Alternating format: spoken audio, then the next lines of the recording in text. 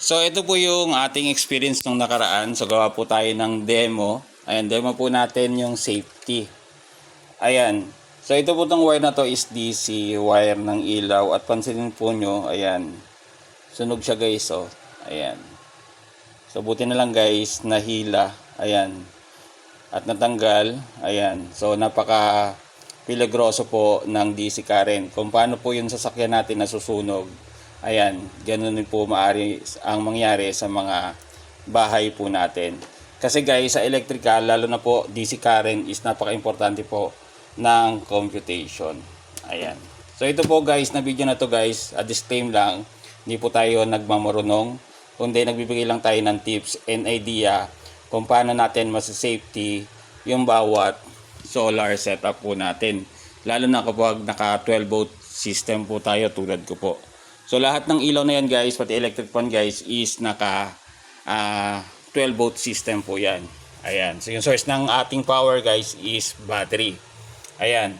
So dito sa light connection po natin is may kanya-kanya po silang circuito. Tulad po dito guys, no, sa electric fan. Ayan. So solar fan. Pag tinanggal ko yung fuse niyan guys, ayan. Yan, nahulog. Ayan. Bago po yung ating electric fan.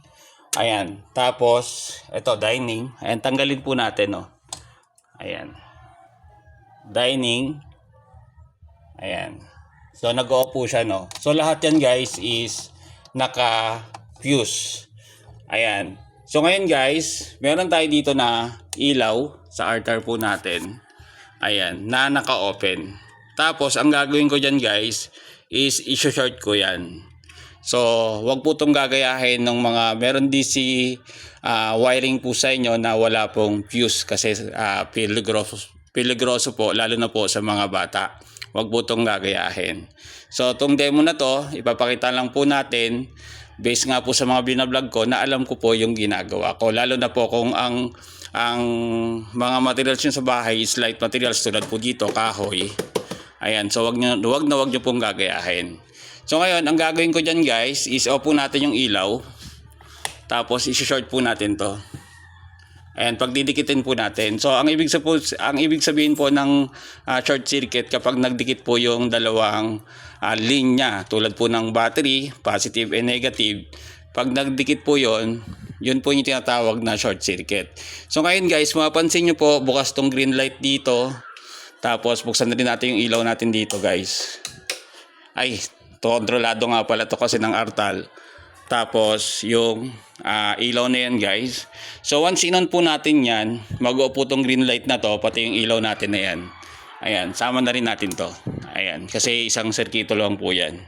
Sa sala po yan, nakalagay yan sa sala. Ayan, so on po natin. So as you can see, nag-o po yung ating mga ilaw. Ayan, so tingnan po natin kung may mangyayari sa wire, masusunog ba? Ayan, so nakaupo yung ating flash para makita po natin kung may nangyayari bang sa ating wire. So ngayon, tatanggalin ko po muna. Ayan, tatanggalin natin siya sa pagka-short niya. Ayan, natanggal na yan guys. Tapos papalitan natin ng fuse itong nasa sala. Ayan. Ayan. So, meron ako laging stock niyan. Ayan. So, lagi ko yan ginagawa yung demo na yan for tips and idea for safety. Ayan. So, itong ating fuse guys is DIY na lang po natin yan. So, lagyan po natin siya ng fuse. Ayan. Ayan. Tapos, ito yung short na fuse, di ba? Ilagay natin to sa electric fan. Tignan po natin kung gagana yung electric fan. Ayan. So, di ba hindi siya gumana kasi shorted na po yung fuse. Ibig sabihin, nag-break po yung fuse. Ayan. Nag-break po yung fuse kaya hindi po siya gagana. So, sa solar guys is kailangan talaga natin na ma-compute po natin ng tama at sa solar dapat ang principle po natin is always safety first.